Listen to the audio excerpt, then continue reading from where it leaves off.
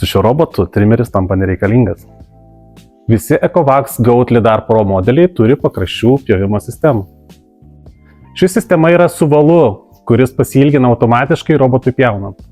Šis robotas turi dvigubą lidar sistemą. Jis mato aplinką 360 laipsnių kampu, todėl žino tiksliai, kur važiuoja. Priekyje taip pat yra lidaras ir kamera, jie yra skirti atpažinti daiktus. Lidaras aplinką skanuoja nuo 10 cm aukščio iki 20 cm aukščio. Kamera mato daiktus nuo pat žemės. Jeigu pas jūs sklype yra nedidelių šlaitų, tai šis robotas gali įveikti iki 50% įkalnės, kas reiškia, kad pažemėjimas gali būti 50 cm per metrą. Dėl 32 V platformos robotas dirba galingesnė jėga.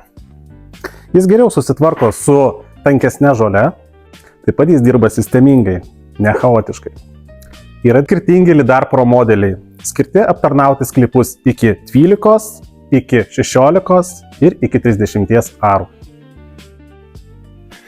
O įsigyti galite manorobotas.lt internetinėje svetainėje, taip pat fizinėse parduotuvėse Kaune ir Vilniuje.